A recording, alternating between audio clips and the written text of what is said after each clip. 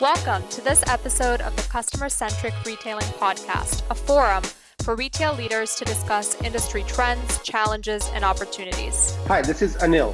And this is Fabi, and each episode, we invite some of the brightest minds in the industry to discuss the future of customer centricity, with topics ranging from the rise of e-commerce, to brick-and-mortar operations, to omni-channel technology, to retail culture, and how all of these elements come together to create customer-centric retailing. Today, we have with us Bob Phibbs, CEO of The Retail Doctor, internationally recognized business strategist, customer service expert, sales coach, motivational speaker, and author of 3 books. If those credentials aren't impressive enough, Bob has worked with some of the world's leading brands, including Paul Mitchell, Brothers, and Lego, to help them achieve sales success. Welcome to the podcast, Bob. It's a pleasure having you on. Thank you. It's great to be here. Absolutely. Great to have you. So before we jump in, we like to have our guests give our audience a brief intro to themselves and what brought them to this point of their careers. If you want to give a quick spiel about yourself. I help big and small retailers who want to increase their conversions and make drastic changes to their store culture and actually win against online. Perfect. I don't know if that's what brought me here, but there you go. Yeah, and something that we definitely want to talk to you more about is how you help retailers really improve their sales and improve their customer experience. So we were hoping we could start off with you telling us a little bit more about The Retail Doctor and also how you came up with the name of the company. I have a feeling it was a very intentional name with the medical connotation there. Oh, that's so funny. I wish I could say I was uber brilliant 27 years ago. Basically, I got my degree in conducting, and I thought I put myself through college selling shoes, and then I did student teaching, and there's 30 teenage boys trying to play Stairway to Heaven on untuned guitars, and it's like, there's not enough gin on this planet for me to do this job. And so my part-time job, like a lot of people, my part-time job became my career, and it was back in the 80s, and I ended up selling cowboy clothes for a long time and developing a little regional chain to the number one group of stores. And at one point, the owner asked, "What's the company's greatest asset?" And I said, "Well, that's easy. It's its employees." And he's like, "Wrong." I was like, "Wrong. Okay." So he went around the room with a bunch of other people, and no one could get the answer. And he goes, "It's customers."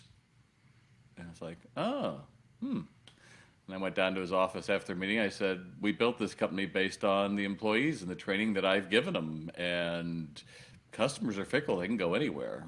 And they're not necessarily loyal to us. I'm out in 2 weeks." And I took some time off because I was working 60 hours a week and going crazy. And I went to a Tony Robbins seminar at the Universal Amphitheater. And Tony really was only doing one-day events then. And the one thing I took away from that was he said, "You better come up with a brand nobody else can do better than you."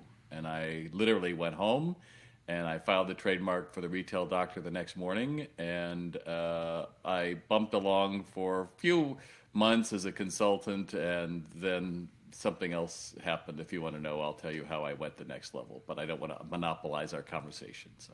Oh, you got to tell us now. You left it on a cliffhanger. See, that's the hook. I knew I had you. So I read about this little coffee house that was going up against Starbucks, was about to put another one up 100 feet from their front door. And I went in, and I heard 2 employees saying, when that second Starbucks opens, this place will be gone anyway. So I've already put my application out saying I was the manager. And I was like, wow, this guy needs my help. So I went to visit Mike and found out he'd been losing 10% of his volume every month since another Starbucks opened 10 blocks from him. And he owed more than he sold.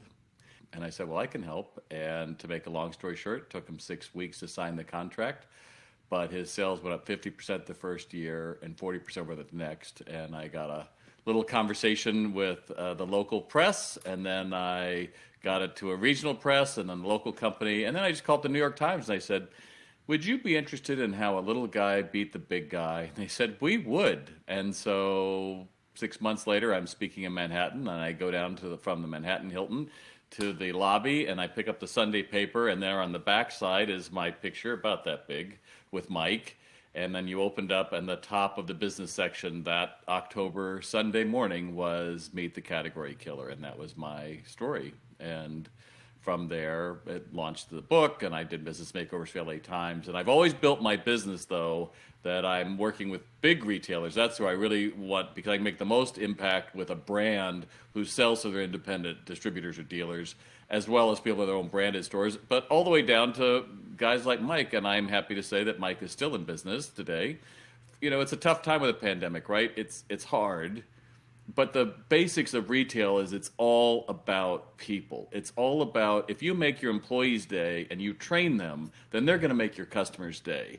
But so many businesses miss that. They think that if we just have enough loyalty points and we're doing curbside, it's like, that would be like Hamilton talking about, and we have, you could order them from fax, or you could get them by mail, or you could hold them. It's like, that's not the point. The point is we have an amazing show. But retailers have given that up, and we're caught in the technology. And I'm here to tell you that that's certainly helped us in the last few months.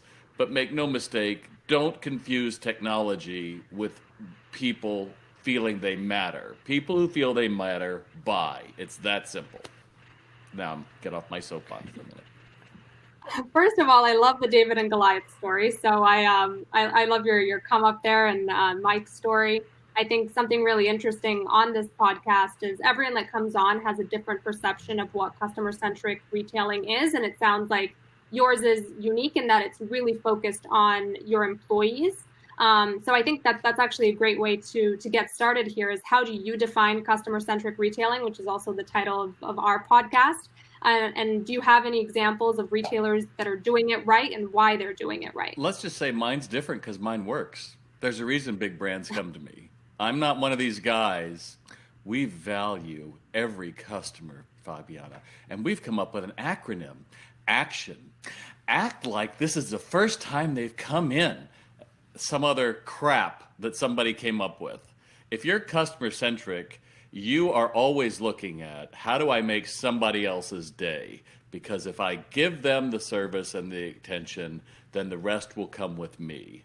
I think there is an awful lot of fraud out there with people who say they're customer-centric because we have an app and it knows when you come in and it'll send you a message. It's like, that's not customer-centric. That is like me poking Anil on the shoulder right now and going, hey, I'm here. Hey, I'm here. It's like, shut the hell up. Because after a while I get a bruise and I'm like, delete that app.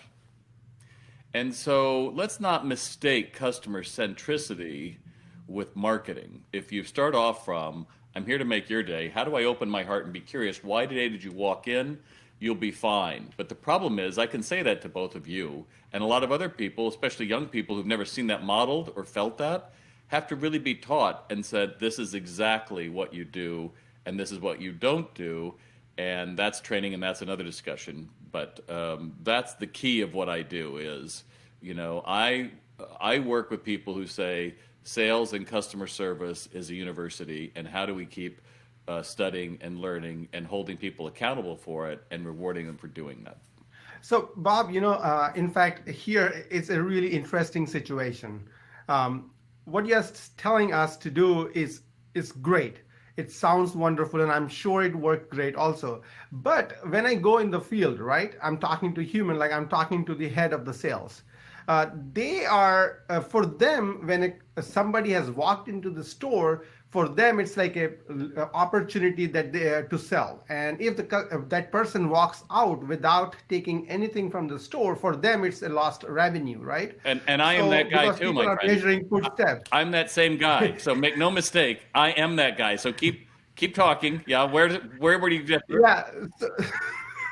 So in this case, the question is like, you know, yes, we want to help our customers. Great. And I, as a customer, really want that. You know, you please help me buy something. Don't try to sell me.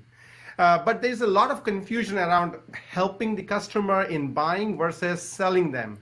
When I go, because like for my selling my own software, right? I go talk to the, you know, sales heads or the marketing heads, you know, because we are in the business of point of sale, the store automation and all that. Right. The problem is that, you know, for the sales head, it's the revenues. They are thinking like, you know, if a customer walked in, you have to sell them. You do have to sell them. That's exactly right. Why do you make this differentiation? That's where I'm confused. And the same for your listeners. Well, Why have we made selling this bastard child we should be embarrassed and it's terrible, when selling is just a transference of feeling? I want to walk into a Prada store and I want to walk out with a pair of sunglasses because you made me feel like I look amazing. If I walked in there, no one is just looking. This is the great lie is I grew up in the 80s when it was fashionable to go to a mall and you'd spend 2 or 3 hours with your friends, like, let's go see what's out there. The browsers are online. So if I walk into your store, Anil, and you're a hardware store, you're a hardware store, and all you could say to me is, can I help you find something? And I was like, oh, I need number 10 nails. Oh, they're on aisle 6. Can I take you there? Sure. So I go to aisle 6 and I get the box. And you say to me, anything else? I'm like, no, that's it. Did you do your job? Do you think that was customer focused? There's a group of people that would say that was customer focused. And I say, no, because you don't even know what I was doing with the nails. Wouldn't a better approach have been, oh, so why'd you run out of nails? What are you making? Oh, well, I'm making a deck. Oh, a deck. Great. And now we have a conversation. I'm a human being. And now you walk out of there with deck stain and wood and waterproofing to keep your deck from rotting because you live in a temperate area. What do you think, that was a bad thing, or is that customer service?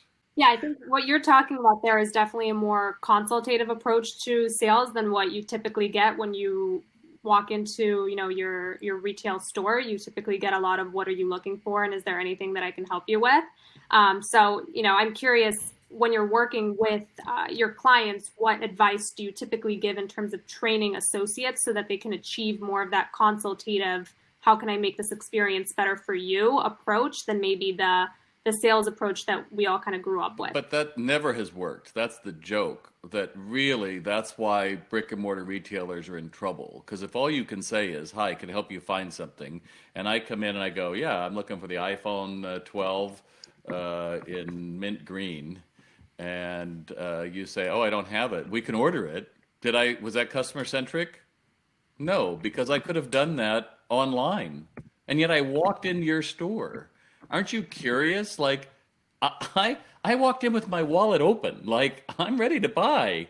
And because you only heard, oh, let me match up what they asked for with our warehouse, you're in danger of losing your business, because brick and mortar is not fulfillment. Customer service means in those few minutes, I feel like I'm the most important person in the world. Even I'm just answering a question, but if I make that connection and I say that is the litmus test, then I say, wow, how am I going to do that?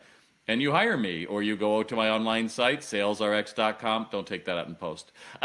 Make sure that they go through, and you hold your employees accountable to actually use that.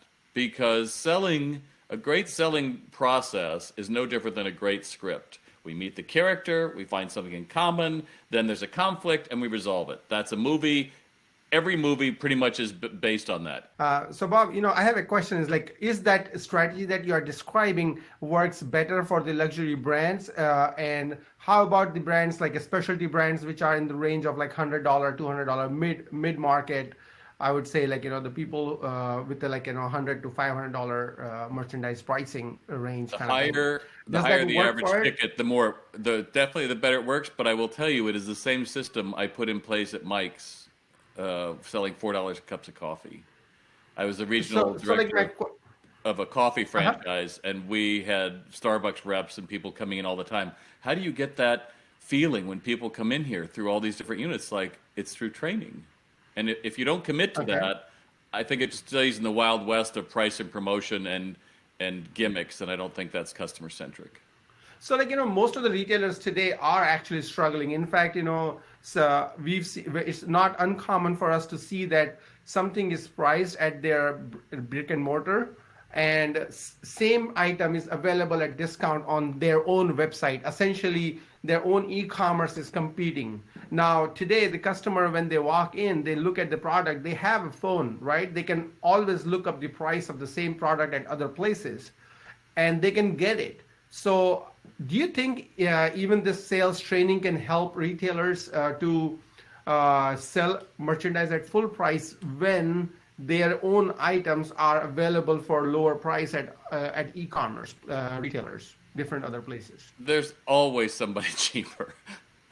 And that's first off, if you're doing that, that's just stupid. So stop doing that, because you are setting your sales team up to be frustrated, and you somehow feel like it's cheaper online when every time someone touches merchandise, you're losing margin. So it's better to pull it into a store and have somebody pick it back off and buy it than for it to have to be handled 3 or 4 different times and put in a box and registered and all those other things. But yeah, I think that ultimately, you said who's doing it right? Hammett handbags, luxury handbags, they're in that price band. I think their highest bag is $600 down to like $2. They do direct-to-consumer selling. They're using sales reps having a phenomenal year at a time when we're hearing handbags are all discounted. You know, if you went online to the top 10 handbag manufacturers after Christmas, you would have seen 70% is the new norm. Go to Hammett's, Hammitt. Find your perfect style. They're not going to be in the discount wars. They're not going to go down that road, because they understand our customer isn't going to buy something and then return it after Christmas for something cheaper. They want to buy our product. And so that's part of it as well, right? You don't see Legos going on sale. Why not? Oh, well, it's Lego. Yeah, well, what's your point? But yet a lot of people still think that the customer won't notice. Look, if I willingly go into your camera store, right, I still had this ability to find what I was looking for before I even walked in. There's something you have to add to it, which is customer-centric. But more importantly, you have to help me get over. Oh, you want that picture? That's going to be a $1,500 lens. You have to be more than, ooh, damn, that's a lot of money. You've got to be able to get me over that threshold, which means you've got to know how to engage a stranger, discover the shopper, and sell everything that I could be interested in, not just what I asked for. Because I might come in and it's like, I want to take pictures of birds. Oh, do you have a price range? Well, I don't know, a couple $100? Yeah, I guess a couple. Well, the one that'll do the job is like $1,500. Oh, that's really a lot. Do you have anything else? No, that's it. And now the kid, or the guy or gal, pats himself on the back. I knew everything, and that guy, they're just cheap. No, your job was to take me from, I'm stupid, I don't know what that costs, and get me to see what would it be like to get that picture of that bald eagle that you've always wanted. Isn't that got something worth? You're going to have that camera 10 years, so if we amortize it, 150, what is it, $10 a month? Isn't what you want worth 10? But if we don't do that, you think the merch, this $1,500 lens, is going to be able to sell itself, and that's the conceit of a lot of retailers and brands. You think that your product is that great that it'll just sell itself. No product just sells itself anymore, if it ever did. So like in your experience, how are you seeing that, the e-com of these brands and their, brick and mortar, they are like two silos, right? This is what I have seen. And because of that, the e-com is trying to meet their own sales targets, and that's why they are discounting versus, the retail, brick and mortar. Now, so are you saying like Hammett has like a one organization and there's a one head of sales? At the end of the day, where we're all going and what most people are still missing is the future that they all should be working for is one shopping basket. What does that mean? That means like I go into my grocery store, I can buy something, have it delivered to my house, I can buy something now, I can go through and have you prepare it, but it's one cart that follows me through all of that versus I think Target has 9 or 11 different apps for me to do stuff. Nobody wants that.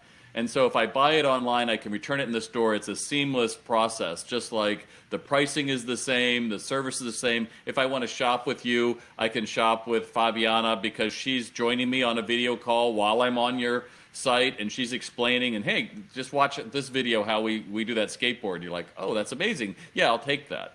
But we've got to really get to the place of I have to engage my heart, right? That's what we're talking about. That's what SalesRx does. Is if I don't engage the heart, if I let the mind go into that mode where, and you know what I mean when we used to drive cars, you'd get home from a friend's and you're like, and you're not drunk. How the hell did I get home? Well, that's because your mind says, we know how to do this. We got this. You go to sleep. We're just going to go in reptile brain. And that's where we leave a lot of retail employees in tasks. Fabiana, go move these 18 things of here, transfer those to store 18, and when you're done, come back. And so her mind just goes into this reptile brain. You've never challenged her to think, to compare, contrast, to engage somebody. Be curious, why today did that guy walk in the store? So she's at a level that's, not you personally, but she's at a level that's minimal. And then we pour contempt on these people and say, yeah, well, why should we train them? They'll just quit. Well, of course, because you never engage their minds. And I won't kid you, it's hard, right? Because particularly if I'm a commissioned salesperson, I'm used to making $100,000, let's say at Bergdorf, and I work with you and you find 5 shoes and then you go online and buy it. I've done all the work for a half hour and I don't get it. I get it that there's a real problem there. But we get caught up in the systems without realizing that guy who did the job on the sales floor, he did do the job, but we get caught up in, but how do we attribute it? It was a catalog, was it this? And so to your point, I think the enlightened retail organizations realize it's all just one channel instead of, this 80s idea of what channel did they come through and attribution. Are you making enough money to live the life you want? Are your margins where they should be? Then that's all that matters. Are you increasing the average basket when people walk in the door? Are you increasing conversions? That's always going to be the case of retail. And if you are, then you're going to end up like a Hammett, and you're going to be bragging about it, and people are going to be writing about you because they're going to be like, what are they doing different? They know their numbers, and they know who their guy or gal is and who they aren't. And I think too many brands still think, everyone's our customer. Look, everyone's not my customer. A lot of retailers would never touch my training. Why? Because they, at the basic level, think retail is disposable workers and that no one notices and we don't need to reward them. But if you look at all the great CEOs of these tech companies and banks and other places, you know what the number one common thing they all have in common trait? They all worked retail at some point when they were younger because they learned it's about somebody else before themselves. So Bob, this is something really interesting. I'm sorry, but I'm going to ask you one more question is really, it's like, these retailers who grew up in before all these multiple channels existed, right? They were having this brick and mortar and all that. With time, all this complexity came in because of all these mobile devices and all the technology. Today, really, they've been working in these silos and all that, and that's because of which the companies are having hard time selling merchandise at full price. They're competing with marketplaces, selling their own product, their own website selling for discount, all those stories we know. What would I tell? You say it has to come from top to bottom, right? So what would I tell to this CEO of a small mid-size specialty brand retailer? I really have this scenario. I have to go talk to them. Tell me, give me a tip. What would I? No, you give me 10%, and then I'll give you the tip. Hell no. Oh yeah, sure. I'll pass on that 10%. Anil, just be customer-centric. Just be nice to them and listen, and that's all you have to do. No, I'm making fun. Go ahead. So what should I tell this person? How would I tell them that, hey, you know what? Number one, you the CEO has to commit to it. Number two, you have to unify. You cannot be selling your product on Amazon and on your online and your store at different prices. Your customer is confused. You have a different return policies all over. Checkout process is different. So now tell me, what would be my pitch to this person on why she should consider unifying this company? But they know all of that already. You're thinking that they don't know. Most believe they're leading the company the smart way. So the question is, you have to get into your goal is to get another conversation, right? So you want to ask them about the kind of things. What are the things that keep you up at night? Because they're going to say, online competition is great. And he's like, okay, so what is it about online competition? Well, pricing and all that. Great. And so what are some of the ways that you have worked on to address that? You're always asking questions. And without that, it's no different. Can you tell me, was there a time it was different? When you started, was it different than that? Because in a lot of ways, online really is no different than having a discounter just move next door to you. You know, one of the challenges I think we have with skateboard shops right now is, you know, a kid, dad says, "Oh, I'm going to open a skateboard shop," or the kid says, "Oh, I'll get funding," and they do because they want to be able to get their stuff cheaper, but they have no interest in doing the business. So the problem is that they don't know their numbers and they go out. But when they go out, they have so brought the demand to a price point that this product is only worth this. Well, that's really all that's happened with online. Online is there as well. All I go back to, Anil, is, do you believe in brick and mortar stores are the hub of the future? If you don't, then I'm probably not the guy for you. You know, even Target and all those brands I talk to you all realize the hub is the store. If you're embarrassed by stores and you think that, you know, if you haven't figured out like Gap, they still don't know what the heck they're doing. It's not a compelling product, a compelling experience. It's not differentiated by design. So why do you exist? But if you have a brand that is struggling, you know, tell me, what do you think success would look like in 5 years? Oh, we'd be able to do this and this and this and this. Great. Would you be interested in some ways that you could take now that might get you there? Absolutely. Your goal is to get them to come to you and ask for information. Because ultimately, yes, traffic is down. And I'm here to tell you in the next 6 to 8 months, we are going to be in the roaring 20s. And a new hedonism is going to take hold. And those brands who know who they are, like Hammett, and understand what they're trying to do, they're going to be at the forefront. And those who don't are going to continue to discount, and 70% off is the new norm. You are paying people to take merch. And that just doesn't add up, because at one point, Wall Street is just going to say, you know, our chips are going to be in 5 retailers, and if it's not you, good luck. And you're going to hold on to your job by whacking off stores, whacking off the heads of employees that have been there for 50 years. You know, the great story of J.C. Penney, I don't know if you ever read it, was about a year ago. They unpacked, this one writer had unpacked it. You know where Penny's went wrong? Penny's used to be the leader in colors and styles and trends, and based in New York City. And they said, we're going to move to Texas and save money. And you know what they did? All the people had all the knowledge, like, yeah, we're not going to go to Texas. And they never recovered from that strategic loss. Know who you are and who you aren't, and then understand what is the data telling us, and instead of going after the shiny object, saying, are there enough people in the world that like our vision? If there are, then that's why a North Face exists. That's why Legos exist, because people understand what that brand promise is. And if you're trying to punch your way up into that, it is going to be customer-centric, but it's not going to be built on, and we have an app, and we have loyalty points. Oh, and buy 2, get 3 free. It's really going to be understanding, how do I make somebody feel they matter when they come into my brick-and-mortar store? And that, I won't kid you, is a hard one to execute. But if you're willing to do it, there's enough brands out there that are showing us that that's rewarding. What do you think, what kind of technology can be helpful for the store associates in the store?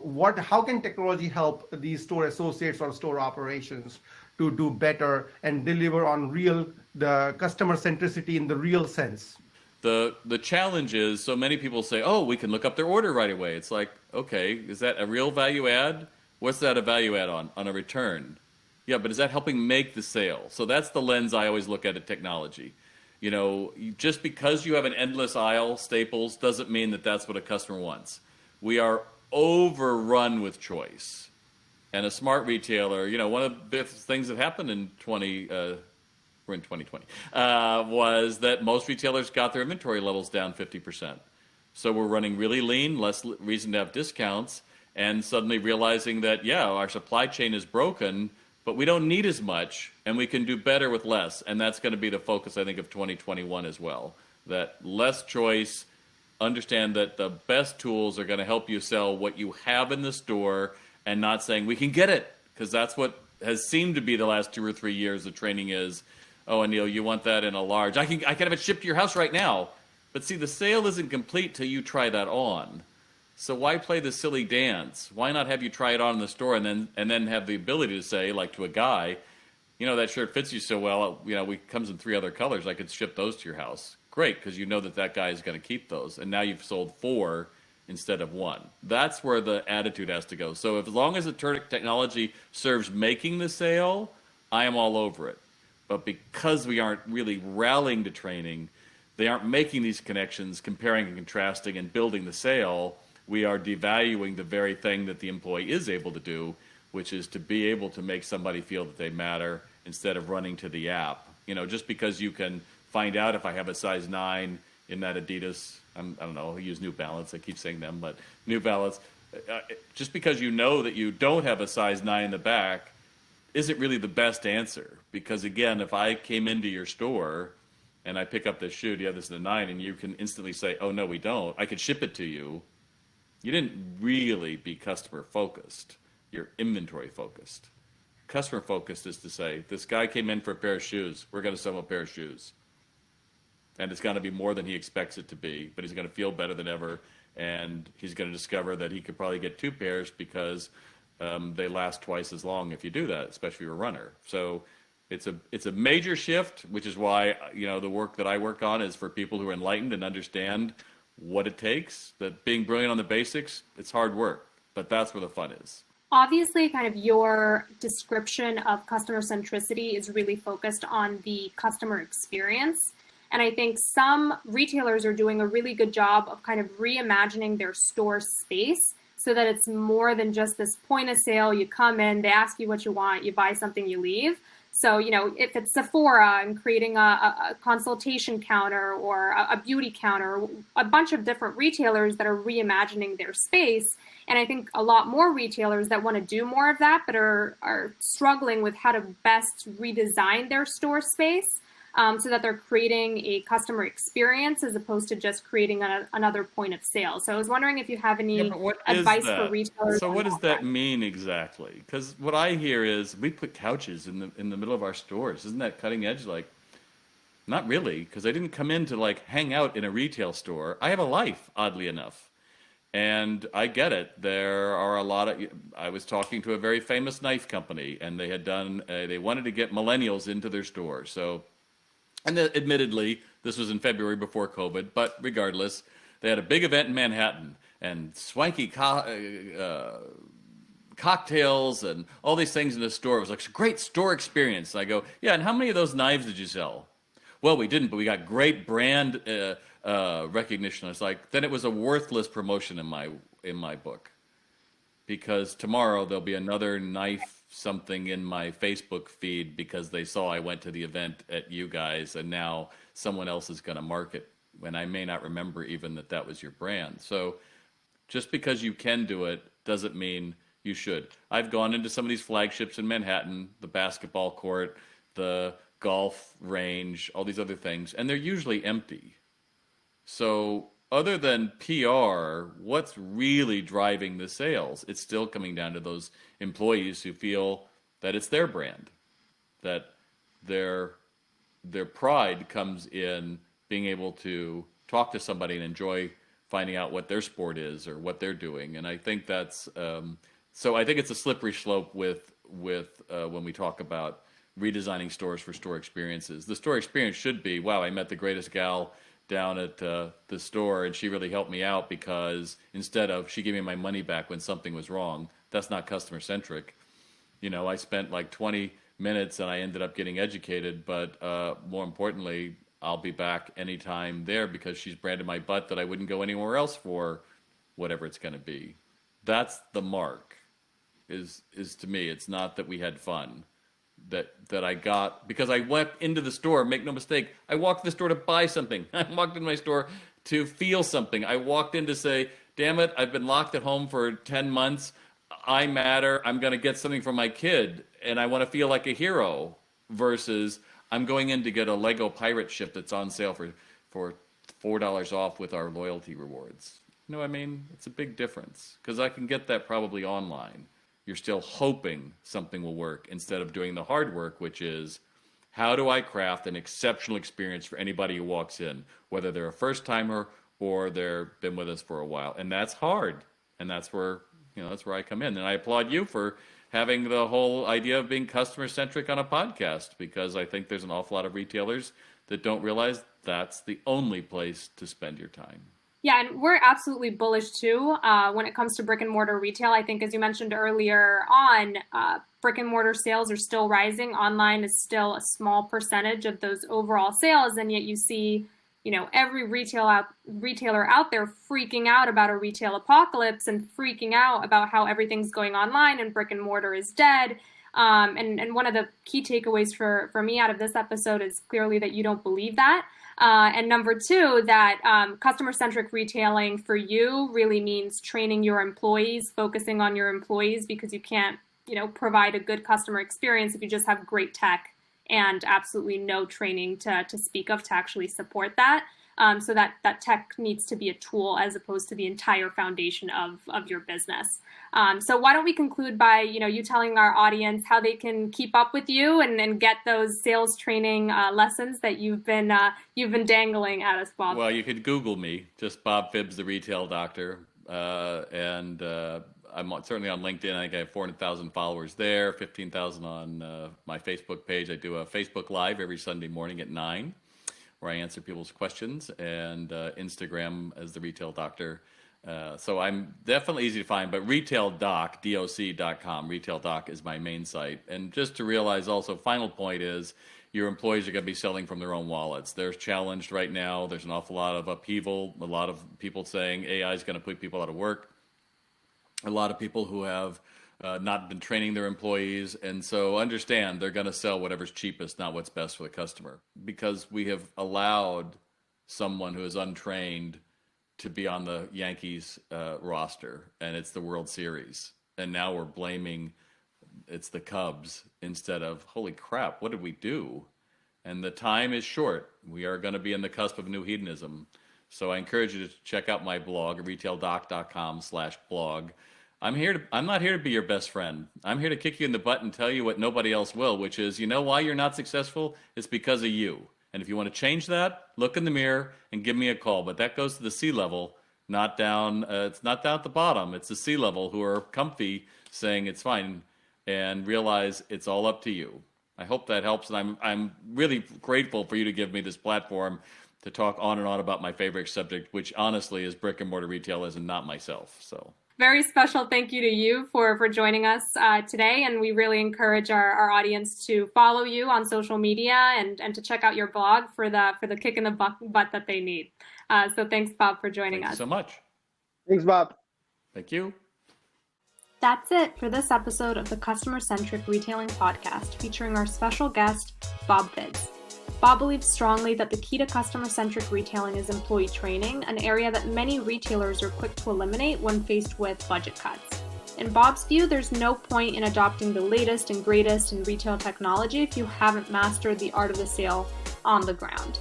If you like what you heard, you can subscribe on Apple Podcasts, Spotify, and Google Podcasts. Please rate and review and recommend to a friend or fellow retail fanatic. This podcast is brought to you by Hot Wax Commerce.